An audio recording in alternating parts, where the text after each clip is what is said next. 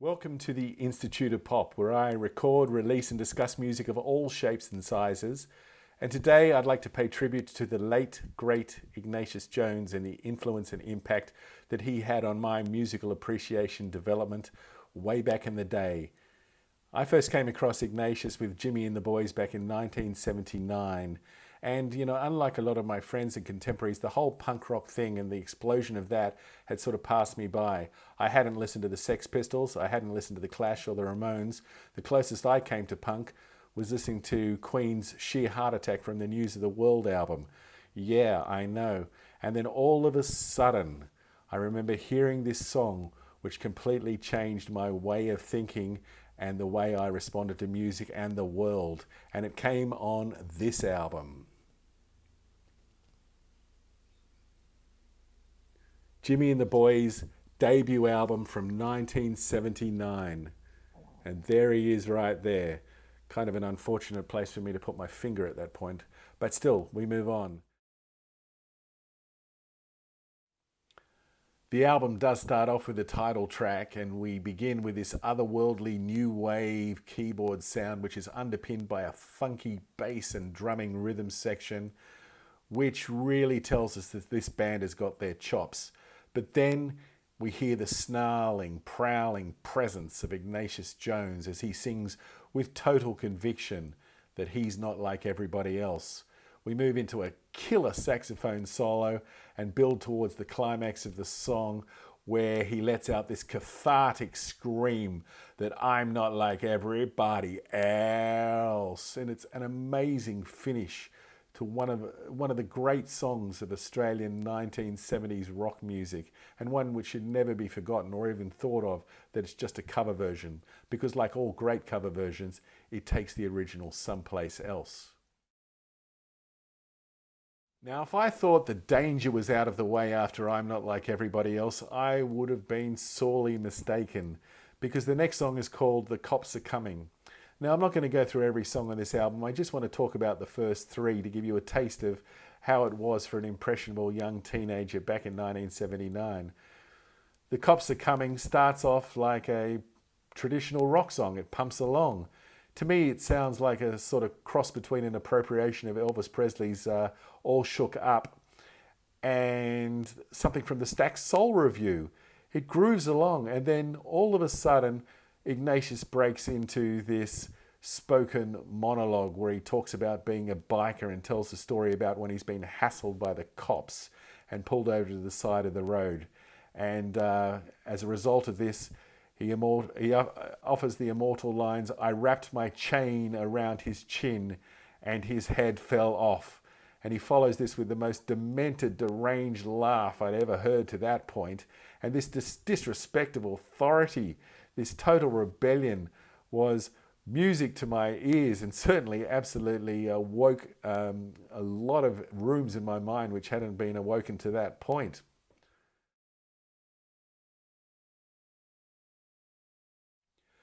Now, we have to remember that I wasn't even allowed to see 15 plus movies at this time, so for a song like Butchie Boys to come on my stereo, consider my mind officially blown. I mean, this is dangerous music, dangerous ideas. Should I even be listening?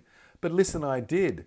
And I still have this memory of being a straight white guy listening to these ideas and singing along with energy and enthusiasm. I mean, here's Jimmy and the Boys opening people's minds one at a time. And then they went into battle in the Australian pubs and confronting audiences with their show of shock and awe. Wow, it must have been like going into war every night. But, maybe they weren't just happy to change minds one at a time. They wanted to change society, and they were going to go out there hard and make sure they did it. And it must be remembered, this was an incredible band, a fanging band on the stage, one that had complete confidence in their own abilities. Well, at least that's what it sounds like on record to me, because unfortunately I never got to see them live. Still, how powerful.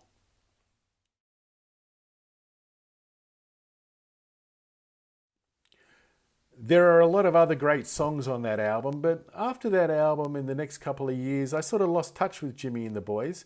They came back with Teddy Boy's Picnic in about 1981, and they had a hit with Tim Finn's They Won't Let My Girlfriend Talk to Me. But I don't think it was the same band. I think they moved towards a new age, really new age sort of poppy sort of sound at the time. And that wasn't where I was going. Where I was going, though, in about 1981 when I watched Countdown, was for this song.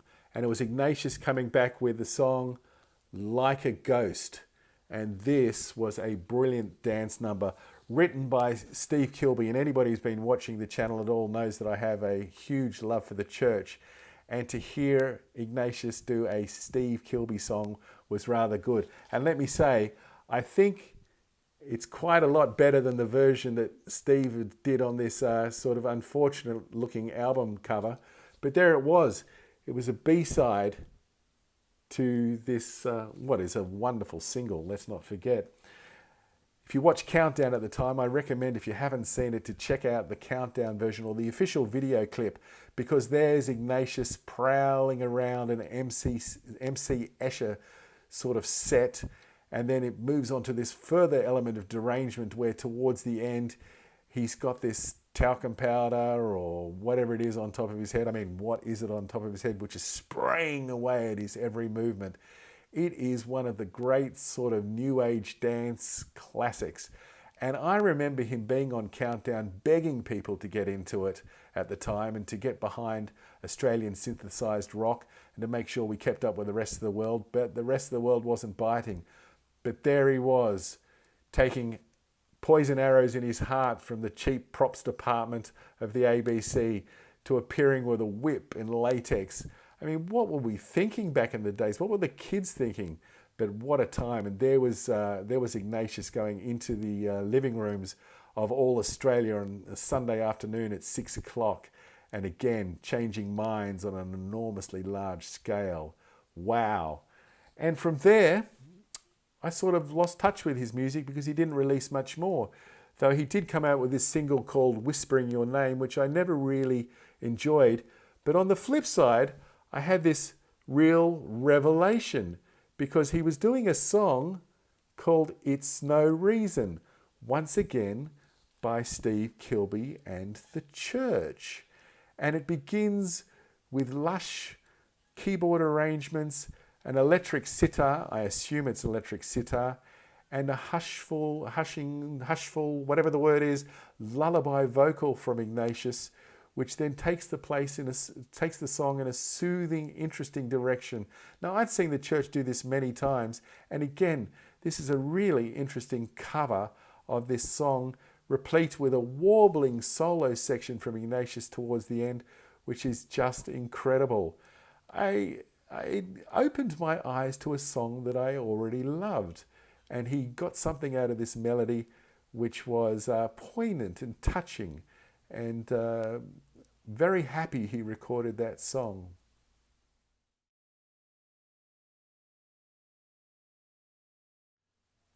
But Jimmy and the Boys was finished.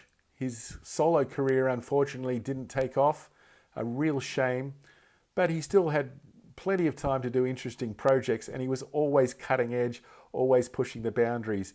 If you haven't seen the version of Stairway to Heaven that his band Pardon Me Boys plays, have a look at it on YouTube. It's hysterical, but also shows the skills and versatility of this man as he sings and dances and swings his way through this well overheard and cliched classic, admittedly. From there, Ignatius got involved with creative direction of major events like the 2001 Olympic Games, the Vivid Festival, the Gay and Lesbian Mardi Gras in Sydney, and received appropriate awards and accolades.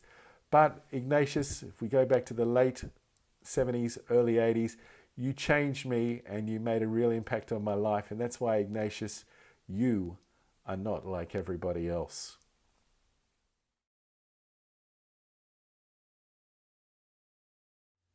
So thank you for stopping by at the Institute of Pop.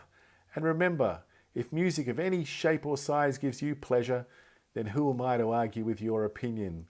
It's been a blast paying tribute to Ignatius, although quite sad as well. As always, stay safe, keep listening, and bye now.